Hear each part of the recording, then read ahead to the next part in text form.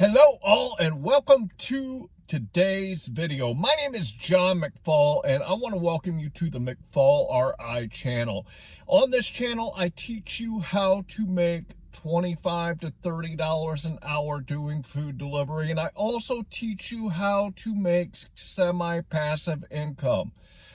Today, I want to talk to you about customer ratings, and this is a follow-up to a video that I watched by Blake Moore on More Finance. I'm going to put a link to it down here in the description. But in the video, Blake said that he tried to increase his ratings because he's doing an experiment, and he wanted to get his customer satisfaction rating up so that he could get Top Dasher. So I want to kind of talk to you about the ratings and how they work, and kind of tell you why it seems like it takes forever for those ratings to go up. Before we get into the video, I do want to tell you that in my description, you are going to find a lot of great tools. I have a video in my description that talks about the Beans app and SimplyWise and QuickBooks Self-Employed. These are great tools that you could use when you're doing food delivery. I also have a copy of my metric spreadsheet, and if you have not downloaded it yet, I do not know what you're waiting for. I'm going to throw it up here on the screen real quick so you guys can take a quick look at it. If you look at the left-hand side, you're going to see I always put my start time and my end time. This gives me the total time that I've worked. I also put in my mileage, and then if you look to the right, you'll see that for each app, I put the dollars that I've made, the time that I've worked, along with the number of deliveries. Then head to the bottom and you'll see it calculates out what your average dollar per hour, average dollar per mile, and your average dollar per delivery. If you want to know how well you're doing when you're out here doing food delivery, then grab that metric spreadsheet, because the only way you can see where you need to improve is if you keep track of your numbers and you know exactly where you are. So head down into my description, go grab those tools for yourself that you can do better when you're out here doing food delivery. And with that, let's get into the topic. So in his video, Blake was talking about trying to get his numbers up because he wants to see if being a top dasher means that you get better orders from DoorDash. One of the areas he was really focusing on was his customer satisfaction rating.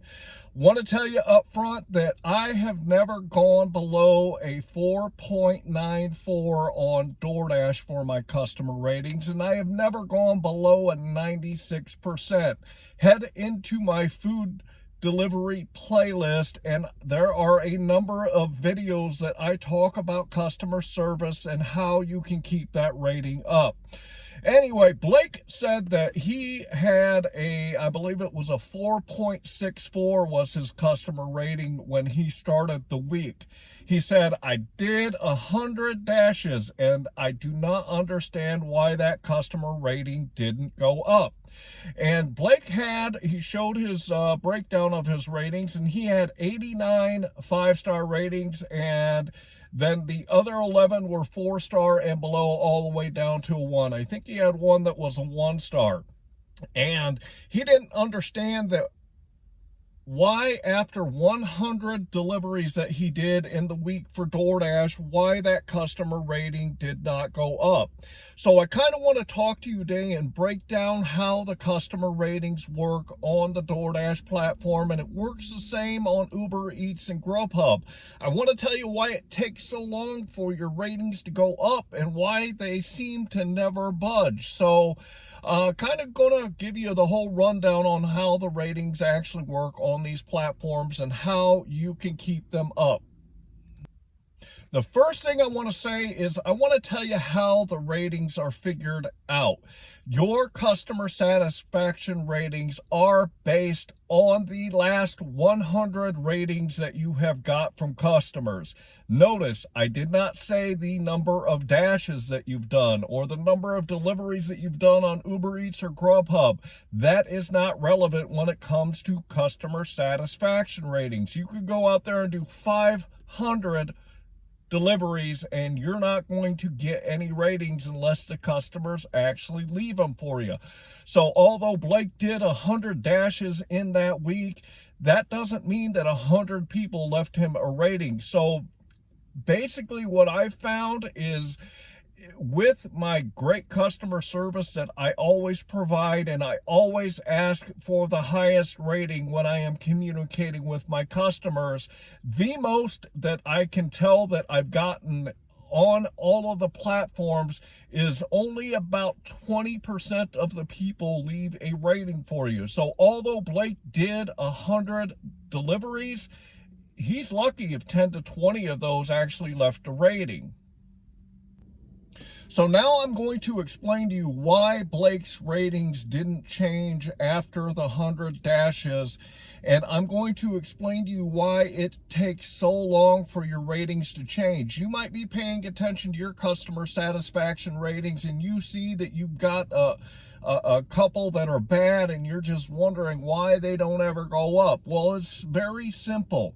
Let's say that the oldest ratings that Blake has on his customer satisfaction rating, let's say the last 20 of them, let's say that they are 5 stars, and then he's starting to get the lower ratings after 20. Well, if Blake did 100 dashes and received 10 5-star ratings that are going to replace the oldest ratings that are also 5-star, then he is not going to see a change in his customer satisfaction ratings, because those 5 stars are only replacing 5-star ratings. They're not replacing the lower ones. So basically what it means is this, is you literally have to go through all 100 of your ratings sometimes, and if those lower ratings are in the middle or towards the newer ones, it's going to take you a long time for you to see your customer satisfaction rating go up.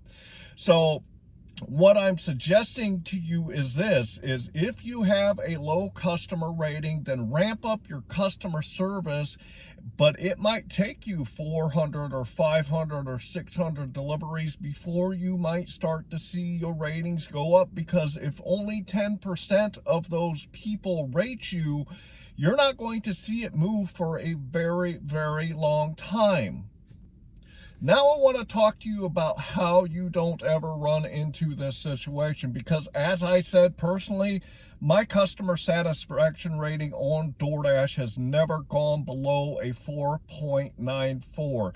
You can do everything right. You can have great customer service and communication, but you're not ever going to be able to keep your rating at 5 or 100% on Uber Eats. Grubhub, they don't show you what your satisfaction rating is, so although I'm sure that they have a way that they keep track of it, you don't see it. So in this video, I'm kind of talking specifically about Uber Eats and DoorDash. So what you can do is this, is in a couple of my videos, I've talked about how to communicate with your customers. I've talked about how to provide the best customer service to your customers, so you don't ever have to worry about your rating going low. The one tip I'm going to share with you specifically in this video to keep your ratings higher is, when you are leaving the restaurant, send a text message to the customer. Send a message that says, "Hey, I am leaving the restaurant now to bring you your order." Tell them that you thank them for the tip that they've given you. Go ahead and say this even if there might not be a tip on there. And then finally say, if you are completely satisfied with my service, please leave me a high rating. And what this does is 2 things. Number 1, if you provide the great customer service to them, they will go on there and give you a high rating.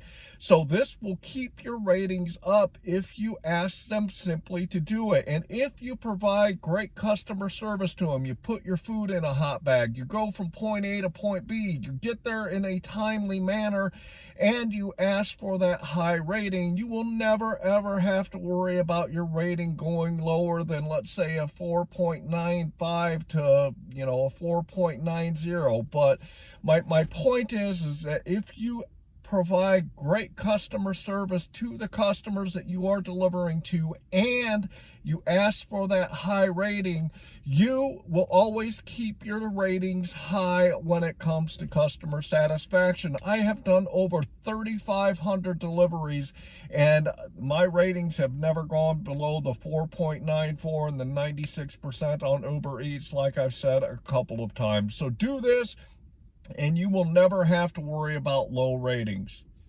I hope that you really enjoyed today's video, and I hope that you got a lot out of it. You can keep your customer satisfaction rating high if you just put in a little bit extra effort than everybody else out there that's doing food delivery. I want to remind you, head down into my description and go grab those great tools. That's SimplyWise, the Beans app, QuickBooks Self-Employed. Also go grab my metric spreadsheet if you haven't grabbed it already. I'd like to ask you to subscribe to my channel and like this video. And lastly, I want to leave you with, I hope that you are out there getting the money that you and your family deserve. And with that, I want to say thanks.